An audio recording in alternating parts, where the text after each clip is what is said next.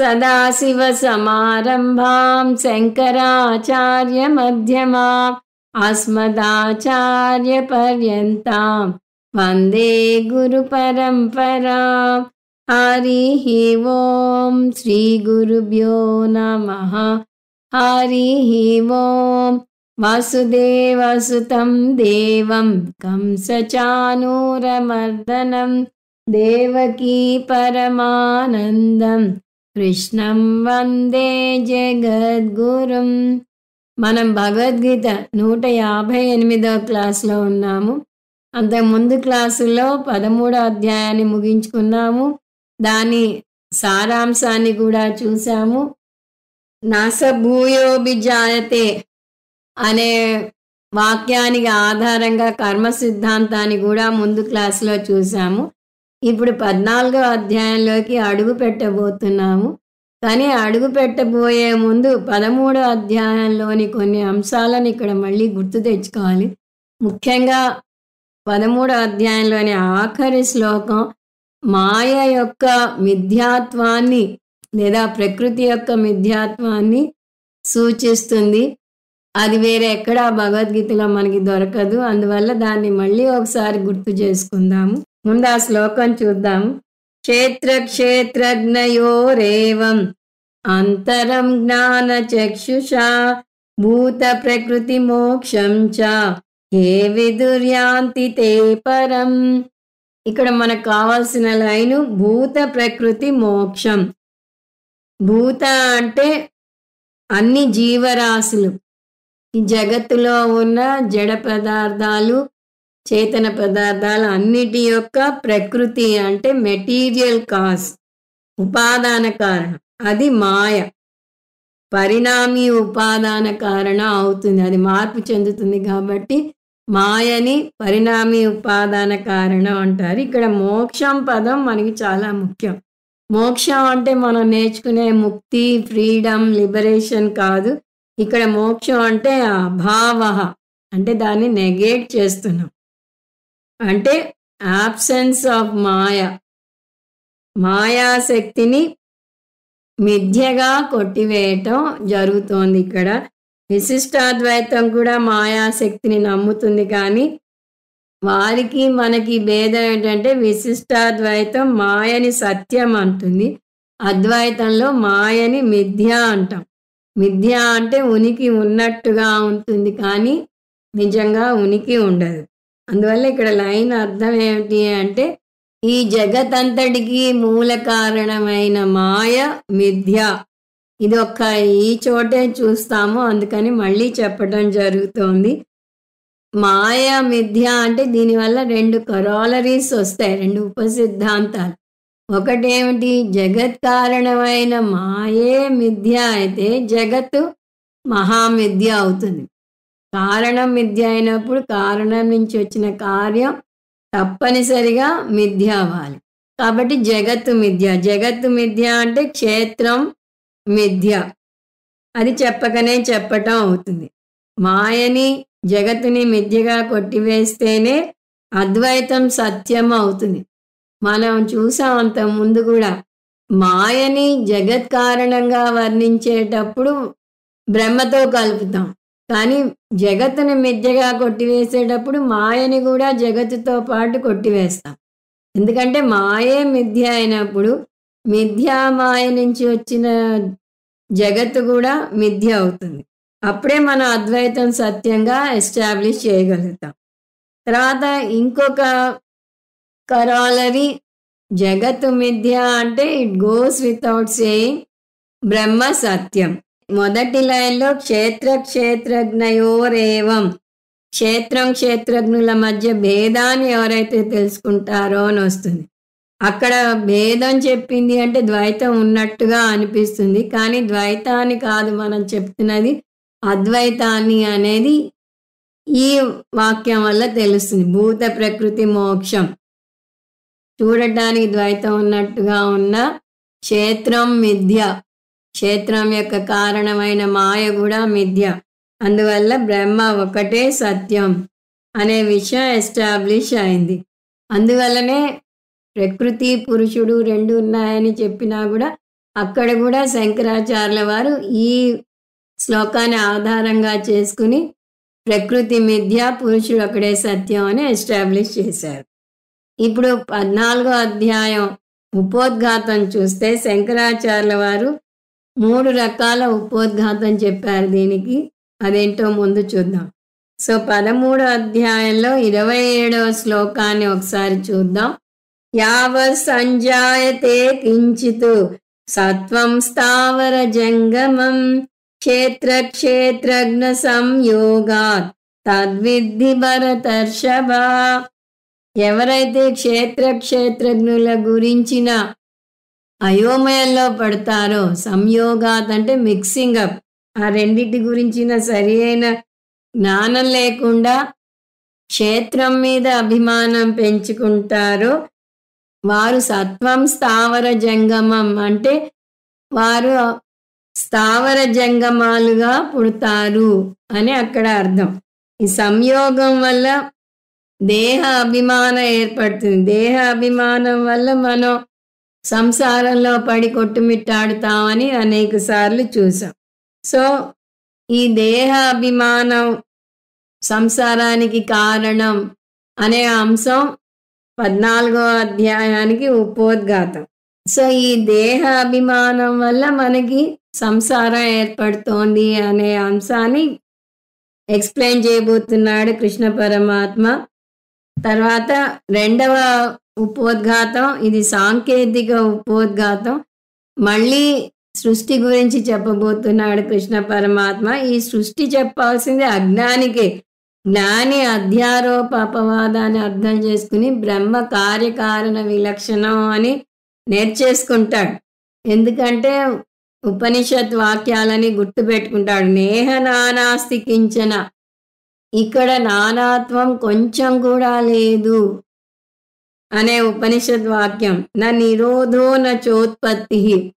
So లయ లేదు, సృష్టి లేదు.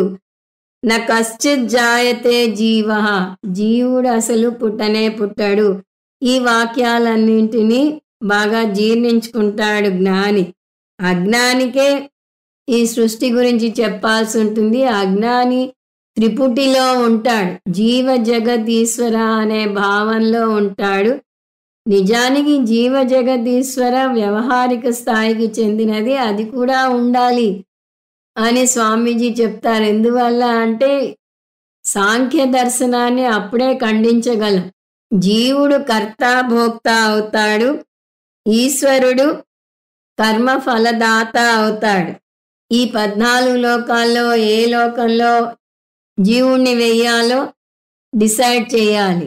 బ్రహ్మసూత్రాల్లో 1వ అధ్యాయం అంతా ఈ వ్యావహారిక స్థాయినే వర్ణిస్తుంది. అంటే ఈశ్వరుణ్ణి కర్మఫలదాతగా వర్ణిస్తుంది. ఇది ఎందుకు చేస్తారు అంటే సాంఖ్య దర్శనాన్ని ఖండించటానికి. సాంఖ్యులు ఈశ్వరుణ్ణి ఒప్పుకోరు. ప్రకృతి తనంతట తనే ఇవాల్వ్ అయిపోయి జగత్తు వచ్చింది అంటారు వాళ్ళు. అలా జరిగితే ఎంత హాయిగా ఉంటుంది. అక్కడ బంగారం ముద్దని పెడితే కాసేపటికి అది ఆభరణాలుగా అయిపోతే ఎంత బాగుంటుంది. కూరలన్నీ తెచ్చి వంటింట్లో పెడితే అవే కూరలు, పచ్చళ్ళు, సాంబారుగా అయిపోతే ఎంత హాయిగా ఉంటుంది. అవి అవ్వవు. దానికి ఒక నిమిత్త కారణం ఉండాలి, ఒక సృష్టి కారణం ఉండాలి. కానీ సాంఖ్య దార్శనికులు నిరీశ్వరవాదం చేస్తారు. ఈశ్వరుడు లేడు, ప్రకృతే ఈ సృష్టి చేస్తుంది అని అంటారు. అది కాదు అని నిరూపించడానికి ఈశ్వరుడు ఉన్నాడు అని ముందు ఎస్టాబ్లిష్ చేయాలి. 14వ అధ్యాయంలో అది ఎస్టాబ్లిష్ చేయబోతున్నాడు కృష్ణ పరమాత్మ. పురుషుడు ప్రకృతి ఇద్దరూ కలిసి సృష్టి చేశారు అని చెప్తాడు. మనం 13వ అధ్యాయంలో కూడా చూసాం. ప్రకృతి నుంచి సృష్టి జరిగింది, పురుషుడు భోక్త, పురుషుడు సాక్షి చైతన్యం అని అక్కడ చూసాం. శంకరాచార్యులు వారిచ్చిన 3వ ఉపోద్ఘాతం 22వ శ్లోకం. 13వ అధ్యాయంలో 22వ శ్లోకం ఆధారంగా వచ్చినది. ఆ శ్లోకం కూడా ఒకసారి చూద్దాం. పురుష ప్రకృతిస్థో హి భుంక్తే ప్రకృతి జాన్ గుణాన్ కారణం గుణ సంగోస్య సదసద్యోని జన్మసు. ఎవరైతే ప్రకృతి గుణాలతో మమేకం చెందుతారో వాళ్ళు సదసద్యోని జన్మసు అంటే మంచి జన్మ చెడు జన్మ పొందుతూ ఉంటారు అని అక్కడ చెప్పాడు. ఇక్కడ ముఖ్యంగా కావాల్సిన అంశం గుణ సంగోష్యం, గుణాలతో మమేకం చెందటం. ఏ గుణాలు అన్నది అక్కడ కృష్ణ పరమాత్మ చెప్పలేదు. ఈ 14వ అధ్యాయంలో 3 గుణాలను వర్ణించుకురాబోతున్నాడు. అవి సత్వ రజస్ తమో గుణాలు. సో గుణాలతో అభిమానం పెంచుకోవటం అంటే మనకి కొన్ని ప్రశ్నలు ఉదయిస్తాయి. ఏమిటవి? ఏమిటా గుణాలు? ఏ గుణం ఏ విధంగా బంధిస్తుంది? అసలు ఈ గుణాలు ఎలా బంధిస్తాయి? వీటి నుంచి ఎలా మనం విడిపడాలి? అలా విడిపడితే కలిగే ఫలం ఏమిటి? అందువల్ల ఈ 13వ అధ్యాయంలో చెప్పిన అంశాలకి 14వ అధ్యాయాన్ని నిధిధ్యాసనంగా తీసుకోవచ్చు అని చూస్తాము. ముఖ్యంగా ఈ 2వ ఉపోద్ఘాతాన్ని ఆధారంగా 14వ అధ్యాయం చూస్తాం. ఎందుకంటే ఇది సాంఖ్య దర్శనాన్ని ఖండిస్తుంది అని చూసాం. 3వ షట్కమే అసలు అసి పదార్థ విశ్లేషణ చేస్తుంది. అందులో 13, 14, 15 అధ్యాయాలు ప్రత్యేకించి జ్ఞానయోగాన్ని బోధిస్తాయి. ఈ అధ్యాయాలు ఉపనిషత్తుల సారం అని చూస్తూ వస్తున్నాం. సర్వోపనిషదో గావో దోగ్ధ గోపాలనందన అని వస్తుంది. ఉపనిషత్తుల సారమే భగవద్గీత అని చూస్తూ వస్తున్నాం. కృష్ణ పరమాత్మ ఉపనిషత్తుల సారాన్ని ఉపనిషత్తు అనే ఆవు నుంచి పిండాడు. ఈ ఉపనిషత్తులు మన ఉన్నత స్వరూపం గురించి బోధిస్తాయి. ఈ ఉన్నత స్వరూపాన్ని కృష్ణ పరమాత్మ ఎలా బోధించాడు? 13వ అధ్యాయంలో క్షేత్రం క్షేత్రజ్ఞుడిగా వర్ణించాడు. ఉపనిషత్తుల్లో మనం క్షేత్రాన్ని అనాత్మ అని, క్షేత్రజ్ఞుడిని ఆత్మ అని నేర్చుకుంటాం. ఉపనిషత్తుల్లో వాడే పద్ధతుల్లో ఒకటి అధ్యారోప అపవాద పద్ధతి చూసాం. ఇంకొకటి దృగ్దృశ్య వివేకం. దృక్ అంటే చూసే నేను, దృశ్యం అంటే నాకు భిన్నంగా నేను చూసే వస్తువులు. నేను వస్తువుగా చూసేది ఏది నేను కాదు. ఇది సూత్రం. ఈ సూత్రాన్ని ఆధారం చేసుకుని వస్తువుగా కనపడుతున్నది ఒక్కొక్క దాన్ని ఖండించుకుంటూ రావాలి. అలా ఒక్కొక్క దాన్ని నిషేధించుకుంటూ వస్తే చివరికి వాటన్నింటినీ సాక్షిగా చూసే నేను మిగులుతాను. దీన్ని నేతి నేతి పద్ధతి అంటారు, లేదా నిషేధముఖ వాక్యాన్ని అంటారు అని చూసాము. నేతి అంటే నా ప్లస్ ఇతి, ఇది కాదు ఇది కాదు అంటూ సత్యాన్ని అన్వేషించాలి. చూసే జగత్తు నేను కాదు, అది నాకు దృశ్యంగా తెలుస్తోంది. నా శరీరం నేను కాదు, నాకు అది ఆబ్జెక్ట్గా తెలుస్తోంది. నా మనసు నేను కాదు, ఆలోచనలు ఉన్నా ఆలోచనలు లేని మనసుని నేను సాక్షిభూతంగా చూస్తున్నాను. అలా ఒక్కొక్క వస్తువును దృశ్యంగా నిషేధించుకుంటూ వచ్చి దృక్ ఏదో తెలుసుకోవడమే దృగ్దృశ్య వివేకం. వీటిని వేరే పేర్లతో చూసాం 13వ అధ్యాయంలో. దృక్ని క్షేత్రజ్ఞుడు అని, దృశ్యాన్ని క్షేత్రం అని అన్నాడు కృష్ణ పరమాత్మ. ఈ క్షేత్రజ్ఞుడు క్షేత్రాలను ఆత్మ అనాత్మ అంటారు ఉపనిషత్తుల్లో అని చూసాం. వాటి లక్షణాలను కూడా మనం సారాంశంలో వివరంగా చూసాం. ఇప్పుడు అదే ఆత్మను ఈ అధ్యాయంలో కృష్ణ పరమాత్ముడు గుణాతీతుడు లేదా నిర్గుణ తత్వంగా వర్ణించబోతున్నాడు. నిర్గుణ బ్రహ్మ అంటాం మనం, అంటే గుణాలు లేని బ్రహ్మ. మనిషి గుణాలతో కలిసి ఉన్నాడు. 3 గుణాలు ఉన్నాయి, ఒకటి కూడా కాదు. అందువల్ల గుణత్రయం మనిషి అయితే గుణత్రయం నుంచి గుణాతీతుడిగా ఎలా ఎదగాలో మనం చూడబోతున్నాం. గుణాలు ఉన్నది ఏదైనా అనాత్మ కిందే వస్తుంది. సగుణమైన వాటన్నింటినీ నిషేధించుకుంటూ వస్తే మిగిలేది గుణాతీత ఆత్మ. అందువల్ల ఈ అధ్యాయానికి గుణత్రయ విభాగ యోగము అని పేరు పెట్టిన మనం గుణత్రయ గుణాతీత విభాగ యోగము అని చెప్పవచ్చు. ముందు అధ్యాయంలో ఈ విభజనను క్షేత్రజ్ఞుడు క్షేత్రంగా చెప్పటం వల్ల అది క్షేత్రజ్ఞ విభాగ యోగం అయింది. ఇప్పుడు గుణత్రయం గుణాతీతంగా చూడబోతున్నాం. గుణం అంటే సగుణం అంటే గుణాలు ఉన్నది, నిర్గుణ అంటే గుణాలు లేనిది. ఇక్కడ సగుణాన్ని గుణత్రయంగా చూడబోతున్నాం. గుణత్రయం అంటే 3 గుణాలు. అవి సత్వగుణం, రజోగుణం, తమోగుణం. వాటి వివరాలు ఇంకా ముందు ముందు చూస్తాము. నిర్గుణతత్వాన్ని గుణాతీత అంటున్నాడు కృష్ణ పరమాత్మ. అంటే గుణాలు లేనిది. గుణత్రయ గుణాతీత విభాగాలు చేసి నేను ఈ గుణాతీత ఆత్మను, గుణత్రయ అనాత్మను కాను అని నేర్చుకుంటాం ఈ అధ్యాయంలో. ఇంకో విధంగా చెప్పాలంటే మళ్ళీ ఆత్మానాత్మ వివేకమే చూస్తాం. కాబట్టి ఈ అధ్యాయం కూడా చాలా ముఖ్యమైన అధ్యాయం. ఇది కూడా మనకి వేదాంత సారాన్ని బోధించబోతుంది. ఈ నేపథ్యంతో ఈ అధ్యాయంలోకి అడుగు పెడదాము.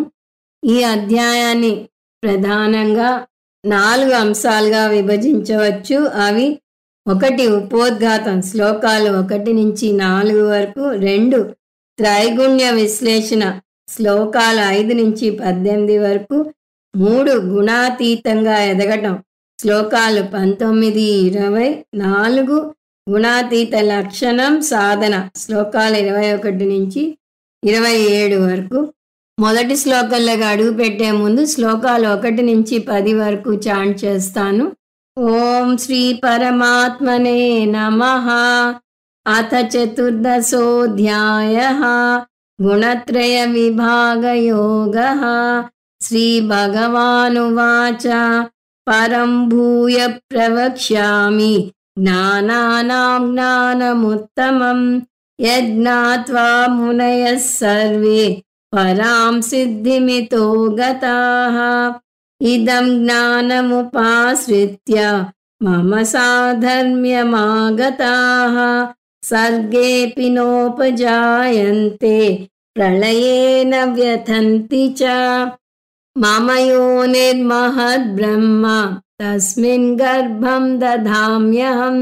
సంభవ సర్వభూతానాం తతో భవతి భారత.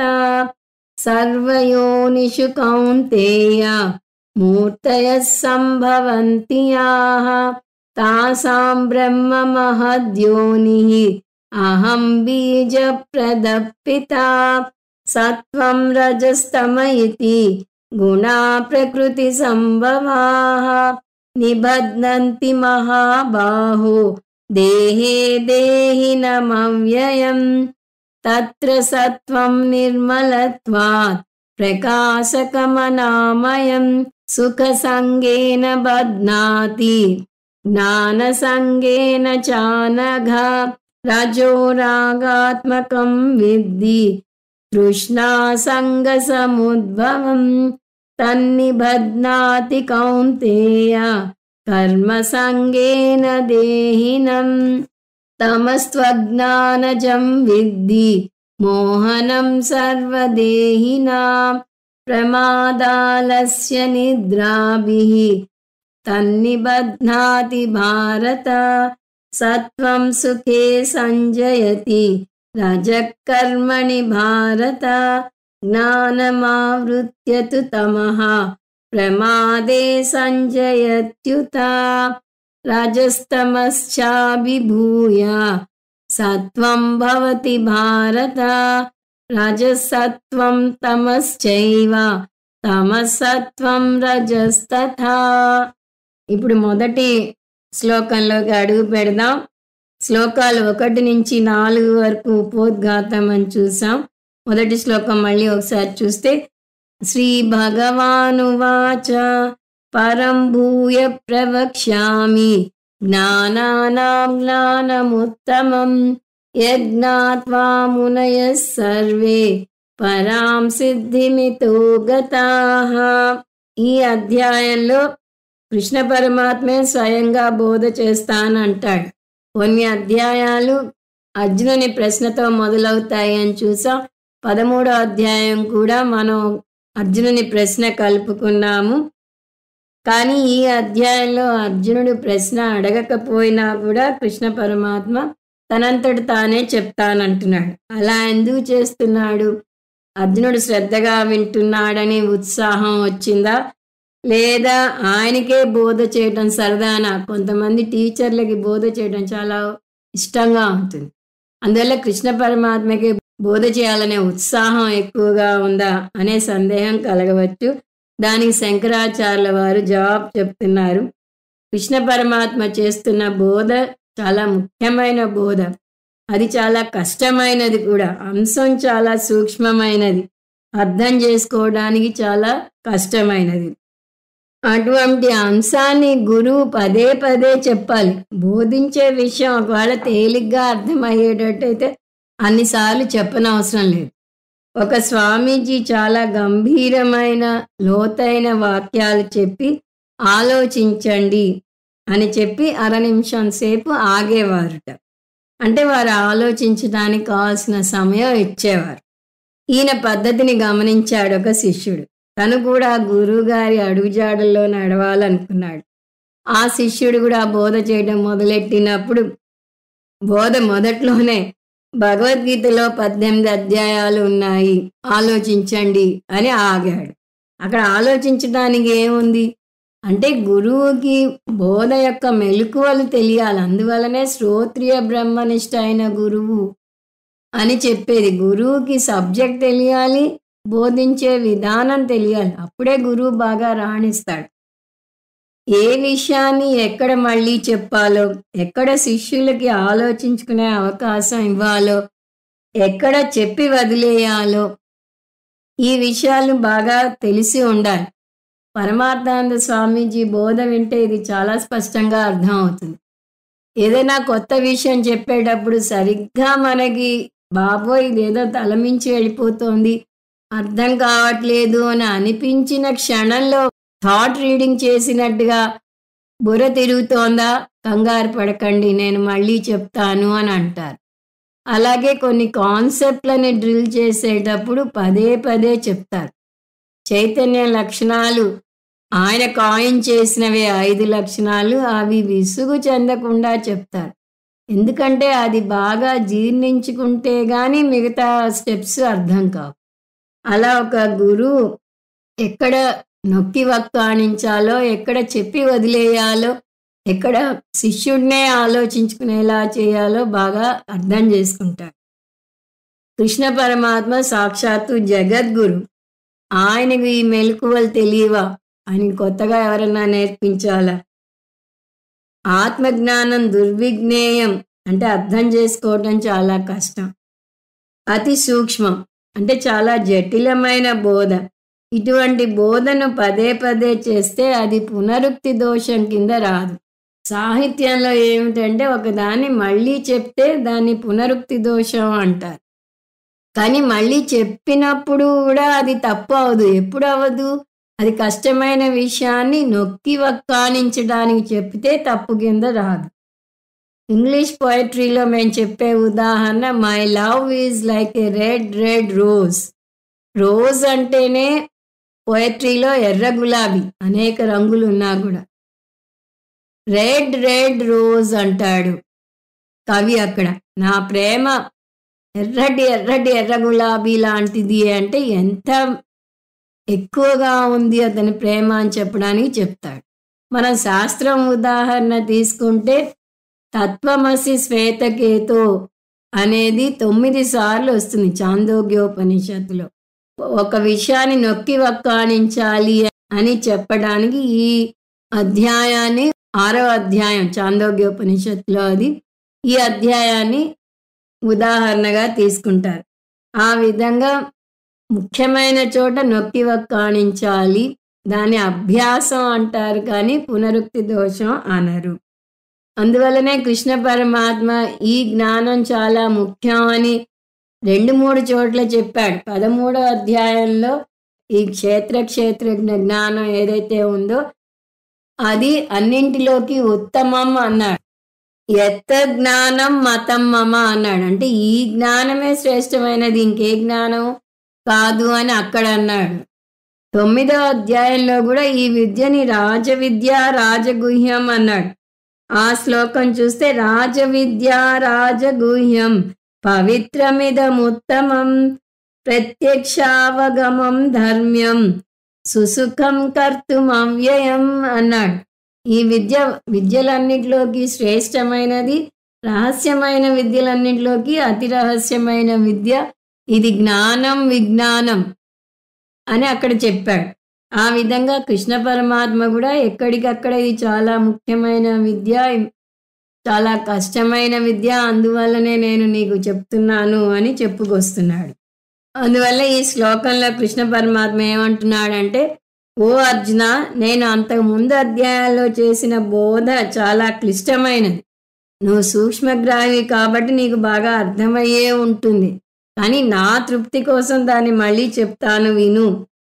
కాకపోతే అదే అంశాన్ని ఇంకో కోణంలోంచి చూద్దాము అని చెప్తున్నాడు. ఒకే కూరని మనం అనేక రకాలుగా చేస్తాం. ఉదాహరణకి వంకాయని గుత్తులుగా చేస్తారు, పొడి కూరగా చేస్తారు, అల్లం పచ్చిమిరపకాయలు వేసి చేస్తారు, అలా రకరకాలుగా చేస్తారు. అలాగే కృష్ణ పరమాత్మ ఒకే అంశాన్ని ఇక్కడ ఇంకో కోణంలోంచి చెప్పబోతున్నాడు. అంతకుముందు ఆత్మ అనాత్మలను క్షేత్రంగా చూసాము, పురుషుడు ప్రకృతిగా కూడా చూసాము. ఇప్పుడు గుణత్రయం గుణాతీతంగా చూడబోతున్నాం. ఈ నేపథ్యంతో ఈ శ్లోకం అర్థం చూస్తే, శ్రీ భగవాను వాచ, శ్రీకృష్ణ పరమాత్మ బోధిస్తున్నాడు. భూయః ప్రవక్ష్యామి. భూయః అంటే మళ్ళీ ఇంకొకసారి. సో నేను మళ్ళీ ఇంకొకసారి ఇదే బోధను చేస్తాను అంటున్నాడు. ఏ బోధ? ఆత్మజ్ఞాన బోధన చేస్తాను అంటున్నాడు. ప్రవక్ష్యామి అంటే బోధిస్తాను, అది కూడా నీకు బాగా అర్థమయ్యేలా బోధిస్తాను అని అర్థం. పరం ఉత్తమం జ్ఞానం. సో ఈ జ్ఞానం ఎటువంటిది? పరం ఉత్తమం. 2 అడ్జెక్టివ్స్ వేశాడు, శ్రేష్టమైనది ఉత్తమమైనది అని. ప్రపంచంలోనే అతి ఉత్తమమైన జ్ఞానం. పరం అంటేనే అత్యుత్తమమైన అంశం, ఉత్తమం అంటే కూడా అత్యుత్తమమైనది.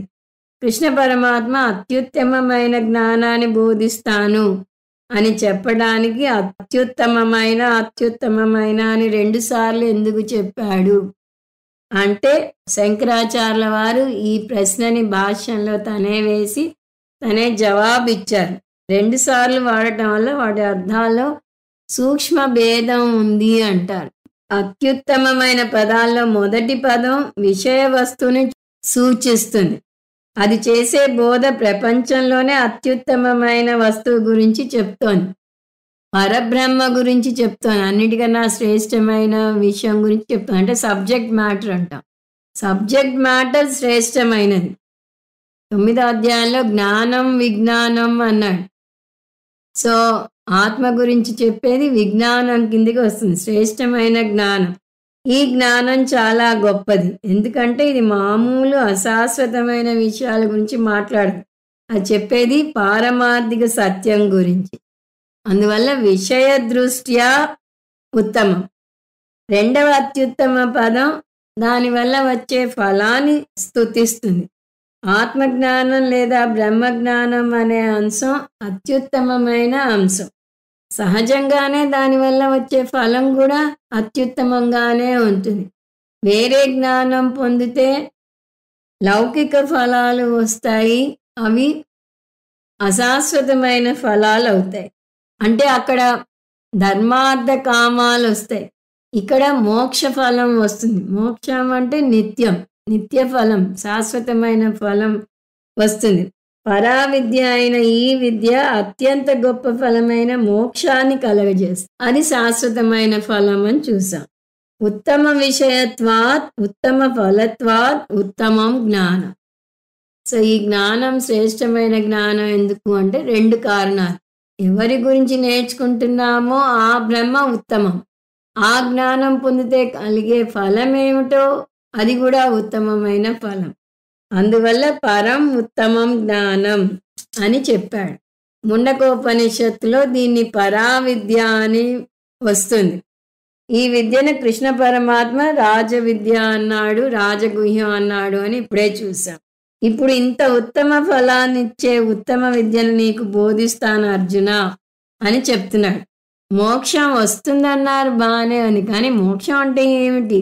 ఉపనిషత్తు విద్యార్థులుగా మోక్షం గురించి మనకి తెలుసు, కానీ భగవద్గీతకి మొదటిసారిగా వచ్చిన విద్యార్థులకు మోక్షం అంటే ఏమిటో తెలియాలి. అందువల్ల ఇక్కడ కృష్ణ పరమాత్మే దాని అర్థాన్ని ఇస్తున్నాడు. మోక్షం ఒక సాంకేతిక పదం కాబట్టి దాని వివరణ ఇస్తున్నాడు. ఏమని? యజ్ఞాత్వా, ఈ జ్ఞానాన్ని, ఈ గొప్ప జ్ఞానాన్ని పొందటం వల్ల సర్వే మునయః, అందరూ మునులు. ముని అంటే అక్షరాల ముని కాదు, గడ్డాలు మీసాలు పెంచుకున్న ముని కాదు.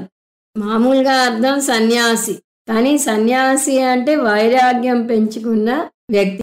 వైరాగ్యం పదం సాధన చతుష్టయ సంపత్తిని సూచిస్తుంది. మునయః అంటే కావాల్సిన అర్హతలు సమృద్ధిగా ఉన్న సాధకులు అని అర్థం. అటువంటి సాధకుని అధికారి అంటారు, అంటే అర్హత ఉన్న వ్యక్తి అని. ఇంతకుముందు అధ్యాయంలో సాధన చతుష్టయ సంపత్తి అంటే ఏమిటో చూసాం. వివేకం, వైరాగ్యం, ముముక్షుత్వం, సమాధి షట్క సంపత్తి ఉన్న వ్యక్తిని సాధన చతుష్టయ సంపన్నుడు అంటారు. దాన్నే కృష్ణ పరమాత్మ భక్తిగా చెప్పాడు అని కూడా చూసాం.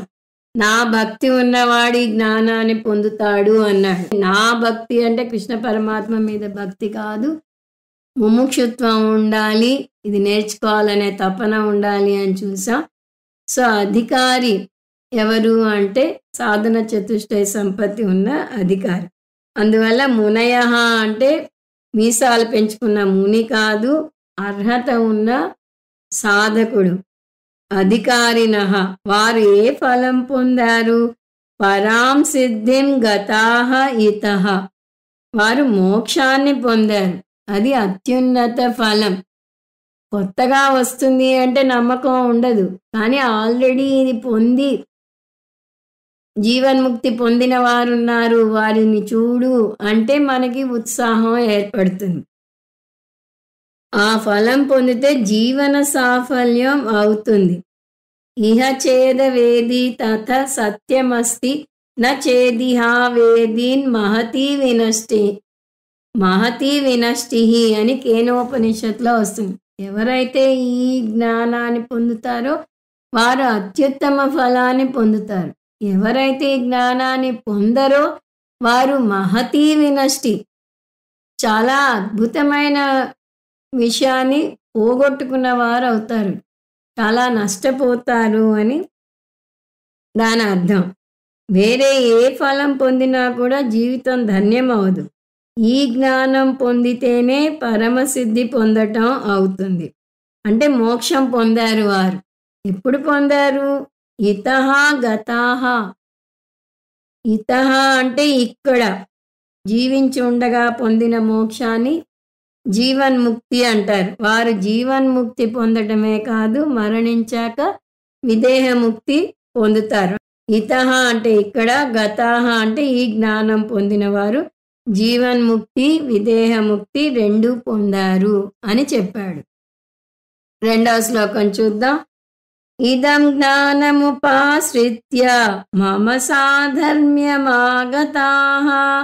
సర్గేపి నోపజాయంతే ప్రళయేన వ్యథంతి చ.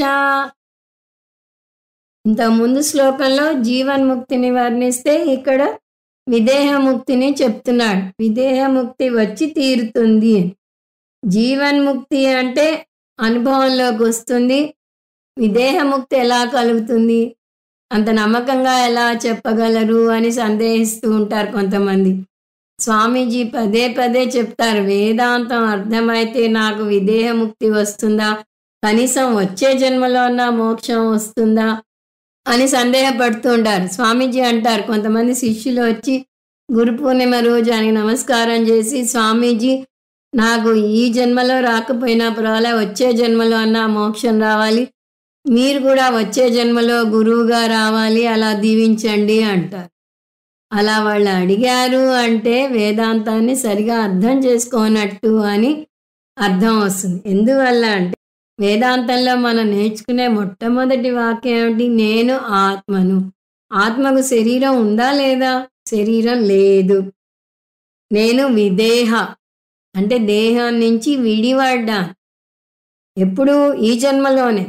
ఈ జన్మలోనే దేహం నుంచి విడిపడితే నాకు వచ్చే జన్మ ఉంటుందా అనే ప్రశ్న ఎక్కడుంది? నేను శరీరాన్నే కాను, శరీరం వల్ల మనకి ఇంకో శరీరం వస్తుంది. ఈ ప్రయాణం చేసేది ఏమిటి? సూక్ష్మ శరీరం, కారణ శరీరం. నేను సూక్ష్మ శరీరం కాదు, కారణ శరీరం కాదు, స్థూల శరీరాన్ని కూడా కాదు. ఆత్మ సత్యం, ఈ శరీరాలు 3 మిథ్య. అందువల్ల నేను నిత్య విదేహముక్తుణ్ణి. ప్రత్యేకించి నాకు కొత్తగా విదేహముక్తి వస్తుందా రాదా అనే సందేహమే లేదు. 13వ అధ్యాయంలో కూడా చూసాం, జ్ఞానిని ఓ జ్ఞాని నీకు విదేహముక్తి వస్తుంది అని అంత నిశ్చయంగా ఎలా చెప్పగలవు అంటే అతను పెద్దగా నవ్వి, నేను అసలు ఈ జన్మలో పుడితే కదా వచ్చే జన్మ లేకపోవడానికి నాకు అంటాడు. నా జాయతే మ్రియతే వా కదాచిత్ అన్న శ్లోకాన్ని జీర్ణించుకున్నాడు అతను అణువున. అందువల్ల విదేహముక్తి వస్తుందా రాదా అనే సందేహం జ్ఞానికి ఉండదు. అజ్ఞానికి ఇక్కడ హామీ ఇస్తున్నాడు, ఈ విదేహముక్తి గురించి వర్రీ అవ్వకూడదు. ఈ సందేహాలన్నింటినీ మనం క్లియర్ చేసుకోవాలి. ఎలా, ఎంత స్పష్టంగా ఉండాలి అంటే హస్త ఆమల కవర్, చేతిలో ఉసిరికాయ ఉంటే ఎంత స్పష్టంగా కనిపిస్తుందో అలా నాకు పునర్జన్మ లేదు, విదేహముక్తి కలుగుతుంది అనేది జ్ఞానిగా మనం అర్థం చేసుకోవాలి. అది అర్థం చేసుకోవాలంటే మనం దుష్ట చతుష్టయం నుంచి విడిపడాలి అంటున్నారు స్వామీజీ. ఏమిటా దుష్ట చతుష్టయం? అహంకారం, మమకారం, రాగం, ద్వేషం. ఈ 4 మనని పట్టి పీడిస్తూ ఉంటాయి. అవి ఎప్పుడు పీడిస్తాయి? మనం దేహ అభిమానం పెంచుకున్నప్పుడు. నేను దేహాన్ని కాదు, నేను ఆత్మను అని ఆత్మజ్ఞానంలో నిలబడగలిగితే ఇవి మనని బాధించవు. ఇంకా మనం ఉపోద్ఘాతంలోనే ఉన్నాము. ఇంత ముందు శ్లోకంలో ఈ జ్ఞానం అత్యుత్తమమైనది కాబట్టి అత్యుత్తమమైన ఫలాన్ని ఇస్తుంది అన్నాడు. ఆ ఫలం జీవన్ముక్తి, విదేహముక్తి అంటారని కూడా చూసాం. వీటిని ఇక్కడ కృష్ణ పరమాత్మ నిర్వచిస్తున్నాడు. ఇదం జ్ఞానం ఉపాశ్రిత్య, ఈ జ్ఞానం పొందటం వల్ల కలిగే ఫలం ఏమిటి అంటే మమ సాధర్మ్యమాగతాః, సాధకులు నాలో ఐక్యం అవుతారు. అంటే వారి జీవత్వం పోయి ఈశ్వర స్వరూపాన్ని పొందుతారు. మామూలుగా సాధర్మ్యం అంటే పోలిక, కానీ ఇక్కడ సాధర్మ్యం అంటే పోలిక కాదు, ఈశ్వర స్వరూపం అని అర్థం చేసుకోవాలి. కవల పిల్లలు లాగా జీవాత్మ పరమాత్మ పోలి ఉంటారు అని అనకూడదు. ఇక్కడ ఐక్యం చెప్పాలి. ఎందుకంటే 13వ అధ్యాయంలో కూడా క్షేత్రజ్ఞం చాపి మాం విద్ధి అన్నాడు. ఐక్యం బోధించాడు కృష్ణ పరమాత్మ. క్షేత్రజ్ఞం నాలా ఉంది అనలేదు, నేనే అన్నాడు. కృష్ణ పరమాత్మ చెప్పడమే కాదు, శాస్త్రం కూడా జీవాత్మ పరమాత్మ ఐక్యం బోధిస్తుంది, కానీ జీవాత్మ పరమాత్మలాగా ఉన్నాడు అని అనదు. అందువల్ల ఇక్కడ సాధర్మ్యం అంటే ఐక్యం అని అర్థం తీసుకోవాలి. ఈశ్వర స్వరూపంతో ఐక్యం. ఈశ్వర స్వరూపం అంటే ఏమిటి? ఈశ్వరునికి అనేక లక్షణాలు ఉన్నాయి. ఇక్కడ మనం కొన్ని లక్షణాలు చూద్దాం.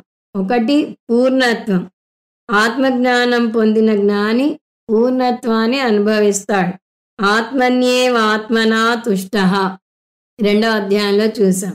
భగవంతుడు పూర్ణుడు, జ్ఞాని కూడా పూర్ణత్వాన్ని అనుభవిస్తాడు. 2వ లక్షణం అభయస్వరూపం. భగవంతునికి ఏ విధమైన అభద్రతా భావన ఉండదు, కానీ జీవికే ఉంటుంది ఇదంతా. ప్రతి క్షణం భయంతో కుంగిపోతూనే ఉంటాడు. భయం భయం బతుకు భయం అని చూస్తూ ఉంటాం. ఈ ఆత్మజ్ఞానం పొందితే ఈ భయం లేదా అభద్రతా భావన పోతుంది. తన ఆనంద స్వరూపం అని తెలుసుకుంటాడు. తను ఇప్పుడు బోరున ఏడుస్తున్నా కూడా తను ఆనంద స్వరూపం అని అర్థం చేసుకుంటాడు. అదృశ్యే అనాత్మే అనిరుద్ధే అనిలయనే అభయం ప్రతిష్టాం విందతి అని వస్తుంది. సో తను అభయ స్వరూపం. ఈశ్వర స్వరూపం అంటే అభయ స్వరూపం. తను ఈశ్వరుడు ఒకడే అంటే తను కూడా అభయ స్వరూపం. భగవంతుడు స్వామి, భక్తుడు భృత్యుడు. అందువల్ల అజ్ఞాని దాసుడు అవుతాడు. ఎవరికి దాసుడు అవుతాడు? మనుషులకు, పరిసరాలకు, కర్మకు, అన్నిటికీ దాసుడు అవుతాడు. కానీ జ్ఞాని ఈశ్వర స్వరూపం పొందుతాడు కాబట్టి అతను కూడా స్వామి అవుతాడు. అతను కర్మఫలానికి దాసుడు కాడు, పరిస్థితులకు దాసుడు కాదు. అంటే గతం గురించి పశ్చాత్తాపపడడు, భవిష్యత్తు గురించి ఆందోళన చెందడు. ఇలా స్వామిత్వం, పూర్ణత్వం, అభయం, ఆనంద స్వరూపం ఇవన్నీ సాధర్మ్యం అనే ఒక్క పదంలో సూచించబడ్డాయి. సాధర్మ్యం అంటే జీవన్ముక్తి, అంటే జీవించి ఉండగానే భగవంతునికి చెందిన మహిమలను తాను కూడా అనుభవిస్తాడు. సో ఈ సాధర్మ్యం పదం జీవన్ముక్తిని సూచిస్తే తర్వాత పదాలు సర్గే అపిన ఉపజాయంతే ప్రళయేన వ్యధంతి చ పదాలు విదేహముక్తిని సూచిస్తాయి. మరణించాక విదేహముక్తి పొందుతాడు అని చూసాం. విదేహముక్తి అంటే అతనికి పునర్జన్మ ఉండదు. పునర్జన్మ ఉండదు అంటే పునరపి జననం పునరపి మరణం అనే వృత్తంలో పడి కొట్టుమిట్టాడడు. సర్గే అంటే తర్వాత వచ్చే సృష్టి. తర్వాత వచ్చే సృష్టిలో కూడా నా ఉపజాయంతే అంటే మళ్ళీ పుట్టరు, అంటే అతనికి పునర్జన్మ లేదు. ప్రళయేన వ్యధంతి చ ప్రళయంలో జీవులన్నీ మరణిస్తాయి. సో ప్రళయంలో ఇతను మరణించడు, అంటే ముందు లైన్లో మళ్ళీ పుట్టాడు, ఇక్కడ మళ్ళీ మరణించడు, అంటే పునరపి జననం పునరపి మరణం వృత్తంలో తిరగడు. ప్రళయంలో మృత్యుకోరల్లో చిక్కడు, రెండూ కలిపి మరణ వృత్తాన్ని నుంచి విముక్తి చెందుతాడు అని అర్థం. సో ఈ శ్లోకంలో ఆత్మజ్ఞానం పొందిన వ్యక్తి జీవన్ముక్తి, విదేహముక్తిని పొందుతారు అని చెప్పాడు కృష్ణ పరమాత్మ. ఇంకా ఈ అధ్యాయంలో ఆత్మజ్ఞానం బోధించనే లేదు, అప్పుడే ఫలం ఎందుకు చెప్పాడు అంటే దానికి కారణం తేలిక. ఎవరైనా ఇది నేర్చుకుంటే నాకేమిటి అనే ప్రశ్నలో ఉంటారు. ఆ కలిగే ఫలం ఉత్తమమైన ఫలం అని తెలిస్తే దాని వైపు ఆకర్షింపబడతారు. దీని క్యారెట్ లాజిక్ అంటారు స్వామీజీ. అంటే ఒక ఆవు ముందు ఆ క్యారెట్ పెట్టి దాన్ని అటువైపు ఆకర్షింపబడేలా చేస్తారు. సో నువ్వు మోక్షం పొందుతావు అనే ఆకర్షణ చూపిస్తారు. అదే స్టిక్ లాజిక్ అయితే ఈ జ్ఞానం పొందకపోతే నువ్వు మృత్యోస్య మృత్యుమావిస్నతి, మృత్యు నుంచి మృత్యువులో తిరుగుతూ ఉంటావంటే పునరపి జననం పునరపి మరణం పొందుతూ ఉంటావు అని కర్ర పెట్టి బాధి చెప్పడం. నేర్చుకున్నావా మోక్షం పొందుతావు, నేర్చుకోలేదా వృత్తంలో పడి తిరుగుతావు అని రెండు రకాలుగా నువ్వు ఒక రకంగా ఊరిస్తుంది, ఇంకో రకంగా భయపెడుతుంది శాస్త్రం. ఇక్కడ కృష్ణ పరమాత్మ ఊరిస్తున్నాడు. ఇప్పుడు 3వ శ్లోకం చూద్దాం. మమయోనిర్మహద్ బ్రహ్మ తస్మిన్ గర్భం దధామ్యహం సంభవ సర్వభూతానాం తతో భవతి భారత. ఇంకా ఉపోద్ఘాతంలోనే ఉన్నాము. మొదటి శ్లోకంలో ఆత్మజ్ఞానం గురించి చెప్తాను అన్నాడు. 2వ శ్లోకంలో ఆ జ్ఞానం మోక్షాన్ని ప్రసాదిస్తుందని దాని ఫలాన్ని కూడా చెప్పాడు. ఇప్పుడు 3, 4 శ్లోకాల్లో తను 13వ అధ్యాయంలో చెప్పిన సృష్టి ప్రకరణాన్ని మళ్ళీ టూకీగా చెప్తున్నాడు. ఆత్మజ్ఞానం పొందాలి అంటే సృష్టి గురించిన సరి అయిన అవగాహన ఉండాలి. అందువల్ల పునాది వేయటం కోసం కృష్ణ పరమాత్మ మళ్ళీ సృష్టి గురించి గుర్తు చేస్తున్నాడు. అది మనం అనేక చోట్ల భగవద్గీతలోనే చూసాము. 24 తత్వాలు సాంఖ్య దర్శనం ఆధారంగా చెప్తాము. అవేమిటంటే ప్రకృతి నుంచి మహత్ నుంచి అహంకారం వచ్చాయి, అహంకారం నుంచి 16 అంశాలు వచ్చాయి. అది మనసు, పంచ జ్ఞానేంద్రియాలు, పంచ కర్మేంద్రియాలు, పంచ సూక్ష్మభూతాలు. పంచ సూక్ష్మభూతాల నుంచి పంచ స్థూల భూతాలు వచ్చాయి. ఈ విషయం క్షేత్రం గురించి చెప్పినప్పుడు చెప్పాడు కృష్ణ పరమాత్మ. మళ్ళీ ప్రకృతి పురుషులని పరిచయం చేసినప్పుడు 13వ అధ్యాయంలో ఏమన్నాడు? ప్రకృతిం పురుషం చైవ విద్యన్నాదీవుభావపి వికారాంశ్చ గుణాంశ్చైవ విద్ధి ప్రకృతి సంభవాన్. ప్రకృతి పురుషుడు అని 2 ఉన్నాయి అని చెప్పాక ప్రకృతి నుంచే వికారాలు గుణాలు వచ్చాయి అని తెలుసుకో అన్నాడు. వికారాలు అంటే కార్యం.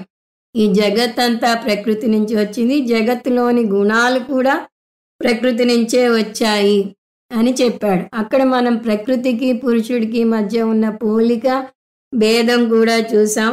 పోలిక రెండు అనాది, రెండు జగత్కారణం. భేదాలు పురుషుడు చేతన తత్వం, ప్రకృతి అచేతన తత్వం. పురుషుడు నిర్గుణ తత్వం, ప్రకృతి సగుణ తత్వం. పురుషుడు నిర్వికార తత్వం, ప్రకృతి సవికార తత్వం. పురుషుడు సత్యం, ప్రకృతి మిథ్య. అంటే నిర్గుణ నిర్వికార సత్య చేతన తత్వం పురుష, సగుణ సవికార మిథ్య అచేతన తత్వం ప్రకృతి. ప్రకృతి పురుషుల మేలు కలయికనే ఈశ్వరుడు అంటారు. ఈ ఈశ్వరుడి నుంచే సృష్టి వచ్చింది. ఉపనిషత్ పరిభాషలో చెప్పాలి అంటే Brahma plus maya is equal to ఈశ్వరుడు. కానీ ఇక్కడ మనం గీతా పరిభాషలోనే చూద్దాం. కేవలం పురుషుని నుంచి సృష్టి రాలేదు, కేవలం ప్రకృతి నుంచి కూడా సృష్టి రాలేదు. మరి ఎలా వచ్చింది? వీరిద్దరి మేలు కలయిక నుంచి వచ్చింది.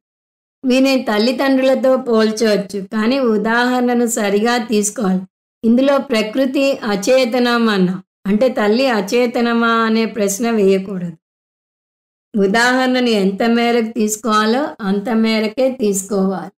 మనం ముందేమన్నాం? పురుషుడు చేతనం, ప్రకృతి అచేతనం అన్నాం. ఇప్పుడు భార్యాభర్తలు ఇద్దరూ కలిస్తేనే సంతతి కలిగినట్టుగా ప్రకృతి పురుషుడు కలిసే సృష్టి చేశారు. మనకి జగమెరిగిన శ్లోకం ఉంది. వాగర్ధావి సంవృక్తౌ వాగర్ధ ప్రతిపత్తయే జగత పితరౌ వందే పార్వతీ పరమేశ్వరౌ. జగత్ అంతటికి తల్లిదండ్రులు పార్వతీ పరమేశ్వరులు అని వస్తుంది. మన పురాణాల్లో భగవంతుని గురించి వర్ణించేటప్పుడు భార్యాభర్తలను విడదీయరాని జంటగా వర్ణిస్తారు. పార్వతీ పరమేశ్వరులను అర్ధనారీశ్వరులుగా వర్ణిస్తారు. లక్ష్మీదేవిని విష్ణుమూర్తి సాక్షాత్తు వక్షస్థలంలోనే పెట్టుకున్నాడు అని చూస్తాం. బ్రహ్మదేవుడు తన నాలిక మీదనే పెట్టుకున్నాడు. విష్ణుమూర్తి వక్షస్థలంలో పెట్టుకున్నాడు కాబట్టి ఆయనను శ్రీనివాస అంటారు. లక్ష్మీదేవి విష్ణుమూర్తి వక్షస్థలంలో ఉంటుంది కాబట్టి పురుషుడు లక్ష్మిని అంటే డబ్బుని ముందు జేబులో పెట్టుకోవాలి కానీ వెనక జేబులో పెట్టుకోకూడదు అంటారు. ఇలా భగవంతుణ్ణి వర్ణించటంలోని ముఖ్య ఉద్దేశం ప్రకృతి పురుషుడు విడదీయరాని జంట అని చూపించడం కోసం. ఇప్పుడు ప్రకృతి పురుషులు కలిసి సృష్టి చేస్తే సహజంగానే సృష్టిలో వీరి ఇరువురి లక్షణాలు ఉంటాయి. ఇదొక ప్రకృతి సూత్రం. ఏమిటా సూత్రం? కారణ గుణాః కార్యే అనువర్తంతే. కారణం యొక్క గుణాలు కార్యంలో ఉంటాయి. బంగారం నుంచి ఆభరణాలు వస్తే ఆభరణం అంతటా బంగారం అవుతుంది. అంతేకాదు బంగారంలో రాగి కలిపి ఆభరణాలు చేస్తారు. ఆ ఆభరణాల్లో కూడా రాగి కంటెంట్ కొంత ఉంటుంది. అలా తల్లిదండ్రుల నుంచి పిల్లలు వస్తే తల్లిదండ్రుల లక్షణాలను పుణికి పుచ్చుకున్నారు అంటారు. సాధారణంగా ఇద్దరి లక్షణాలు ఉంటాయి. కాకపోతే కొంతమందికి తల్లి లక్షణం ఎక్కువ ఉంటే కొంతమందికి తండ్రి లక్షణం ఎక్కువ ఉంటుంది. అందువలనే భార్యాభర్తలు పోటాడుకునేటప్పుడు మంచి లక్షణాలు తనవని, చెడు లక్షణాలు భార్యవి, భార్య వైపు వారివి అని తిట్టుకుంటూ ఉంటారు. కానీ ఈ లక్షణాల్లో హెచ్చు తగ్గులు ఉంటాయనే విషయం అర్థం చేసుకోవాలి. ఏది ఏమైనా దీని సారాంశం కారణం యొక్క గుణం కార్యంలోకి వస్తాయి. ఈ విషయం గుర్తుంచుకోవాలి. అందువల్ల సృష్టిలోని ప్రతి ఒక్కటి కూడా ప్రకృతి పురుషుల మేలు కలయిక. అది మనుషులే అవనవసరం లేదు. చెట్టు కానీ, చీమ కానీ, ఏనుగు కానీ అవచ్చు. మనుషుల్లో కూడా స్త్రీ కానీ పురుషుడు కానీ అవచ్చు. ఏదైనా ఎవరైనా ప్రకృతి పురుషుల మేలు కలయిక. పురుషుడు అంటే నిర్గుణ నిర్వికార సత్య చేతన పురుషతత్వం అని చూసాం. అలాగే ప్రకృతి అంటే సగుణ సవికార మిథ్యా అచేతన ప్రకృతి తత్వం అని చూసాం.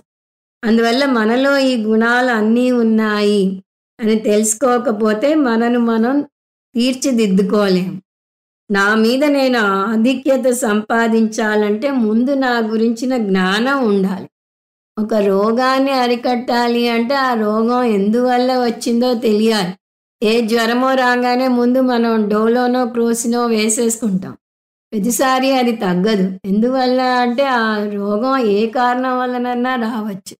అందువల్ల డాక్టర్ దగ్గరికి వెళ్తే ఆయన సరిగా అనలైజ్ చేసి దానికి తగ్గ యాంటీబయాటిక్స్ ఇస్తాడు. అప్పుడే ఆ రోగం తగ్గుతుంది. అంటే మూల కారణాన్ని అన్వేషించాలి. అలాగే మనని మనం మార్చుకోవాలి అంటే మన మనస్తత్వం ఏమిటి? మనలో ఉన్న గుణాలేమిటి?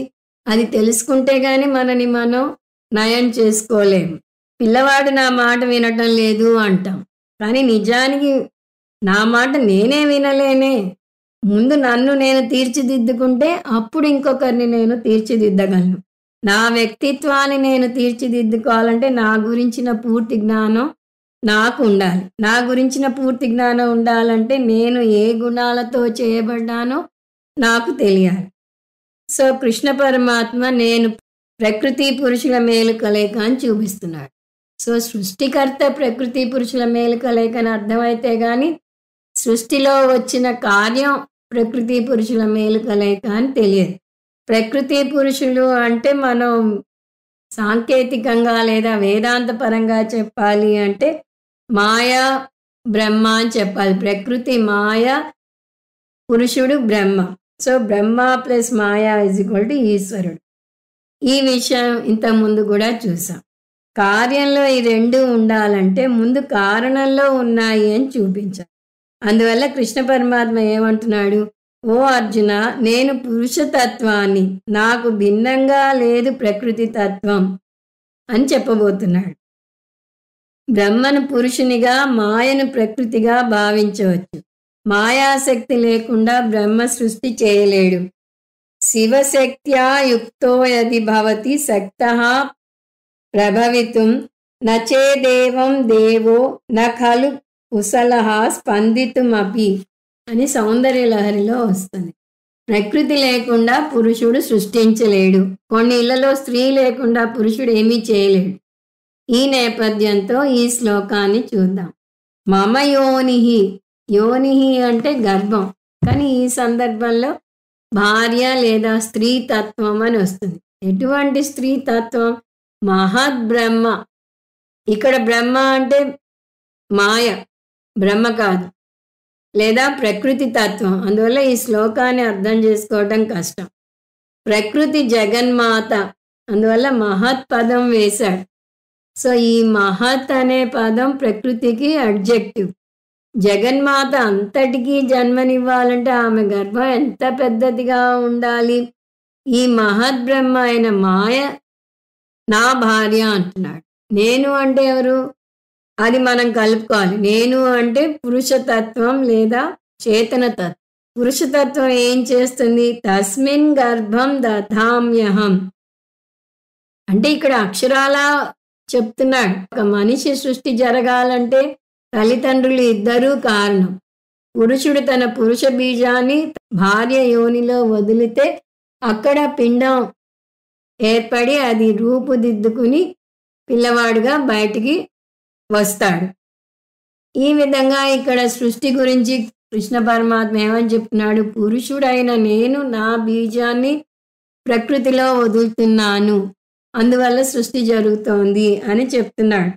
అంటే సృష్టి జరిగే సమయం ఆసన్నమైనప్పుడు నేను ఆమెకి గర్భాధానం చేస్తాను అంటున్నాడు. గర్భాధానం అంటే చేతన తత్వాన్ని ఆమెలో ప్రవేశపెడతాను అంటున్నాడు. అంటే మాయకు సృష్టి చేసే శక్తిని ఇస్తాను అని దాని అర్థం. లిటరల్గా అక్కడ ఒక స్త్రీ ఉండటం, ఒక పురుషుడు ఆమె గర్భంలో పురుష బీజాన్ని వదలటం కాదు. ప్రకృతి పురుషుడు అంతటా ఉన్నప్పుడు ఎలా స్త్రీ యోని అని తీసుకుంటాము? ఇక్కడ అర్థం తీసుకోవాల్సింది తన మాయాశక్తికి అప్పుడు అవకాశం ఇస్తాడు అని. ఎలాగైతే పురుష బీజాన్ని పురుషుడు స్త్రీ యోనిలో ప్రవేశపెడతాడో అలా పురుషుడు ప్రకృతికి సృష్టి చేసే శక్తిని ఇస్తాడు. అలా ప్రకృతికి శక్తిని ప్రసాదించడానికి గర్భాధానం కింద వ్యవహరిస్తున్నాడు. స్త్రీ యోనిలో పురుష బీజం కలిసి ఒక పిండం రూపుదిద్దుకున్నాక ఇంకా పురుషుని ప్రమేయం ఏమీ ఉండదు. ఆ శిశువు స్త్రీ గర్భంలో పెరుగుతుంది. ఆ శిశువు స్త్రీ గర్భంలో ఎలా పెరుగుతుందో అటు తల్లికి తెలియదు, ఇటు తండ్రికి తెలియదు. ప్రకృతి నియమం ప్రకారం ఆ శిశువు పెరుగుతూ వస్తుంది. అదేవిధంగా అచేతన మాయకు శక్తిని ప్రసాదించాక మాయాశక్తి ఇంకా సృష్టి విషయం చూసుకుంటుంది. సంభవ సర్వభూతానం, అన్ని జీవరాశుల సృష్టి జరుగుతుంది. సో ప్రకృతి నుంచి సృష్టి ఎలా వస్తుంది అనేది అడుగడుగునా చెప్పుకుంటూ వస్తున్నాడు. ఒక చోట ఏమన్నాడు, 24 తత్వాలు వచ్చాయి అన్నాడు. ఇంకొక చోట ప్రకృతి నుంచే వికారాలు గుణాలు వచ్చాయి అన్నాడు. ప్రకృతి నుంచి వచ్చింది నిజమే, కానీ ప్రకృతి ఎలా సృష్టించింది? నా వల్ల సృష్టించింది, నేను దానికి శక్తిని ఇవ్వడం వల్ల సృష్టించింది అని ఇక్కడ చెప్తున్నాడు. సో నేను గర్భాధానం చేయటం వల్ల సంభవ సర్వభూతానం, అన్ని జీవుల సృష్టి జరిగింది అన్నాడు. ఎలాగైతే తల్లి గర్భంలో రూపుదిద్దుకున్న శిశువు 9 నెలలు నిండాక అనువైన సమయం చూసుకుని బయట ప్రపంచంలోకి అడుగు పెడుతుందో, అలా పురుషుడు ప్రకృతికి శక్తినిచ్చాక ప్రకృతి అనే గర్భం నుంచి సృష్టి అనువైన సమయంలో జరుగుతుంది. ప్రకృతిలో అవ్యక్త దశలో సృష్టి ఉంది అని చెప్తాం. ప్రకృతిని మాయ అంటారని కూడా చూస్తున్నాం. మాయను అనిర్వచనీయం అంట. అనిర్వచనీయం అంటే నిర్వచనానికి అందదు. సత్ అసభ్యాం అనిర్వచనీయం మాయా, దాని నిర్వచనం. మాయ నుంచి సృష్టి ఎలా వచ్చిందో మనకి తైత్తిరీయోపనిషత్తులో వస్తుంది. తస్మాద్వా ఏతస్మాద్ ఆత్మన ఆకాశ సంభూత, ఆకాశాద్ వాయు, వాయోరగ్ని, అగ్నేరాప, అద్భ్య పృథివీ, పృథివ్యా ఓషధయ, ఓషధీభ్యో అన్నం, అన్నాత్ పురుష.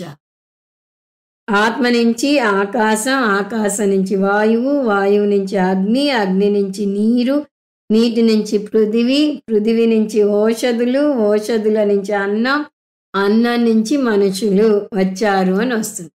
ఇక్కడ సర్వభూతానాం అని ఒక్క ముక్కలో చెప్పేశాడు. ఈ దశలన్నీ మనం ఇక్కడ కలుపుకోవాలి. పురుషుడే కాదు, తక్కిన అన్ని జీవరాశులు కూడా. సంభవ అంటే సృష్టి జరిగింది. తతభవతి భారత, ఓ అర్జున, తత అంటే ఆ తర్వాత అంతా సహజంగా జరిగింది. ఏ తర్వాత? ప్రకృతి యోనిలో పురుషుడు గర్భాధానం చేశాక జరిగింది అని చెప్పాడు. 4వ శ్లోకం కూడా ఉపోద్ఘాతంలోకి వస్తుంది. అది వచ్చే క్లాస్లో చూద్దాం. ఓం తత్సత్. సర్వం శ్రీకృష్ణార్పణమస్తు. ఓం పూర్ణమద పూర్ణమిదం పూర్ణాత్ పూర్ణముదచ్యతే పూర్ణస్య పూర్ణమాదాయ పూర్ణమేవావశిష్యతే. ఓం శాంతి శాంతి శాంతి. హరి ఓం. శ్రీ గురుభ్యో నమః. హరి ఓం.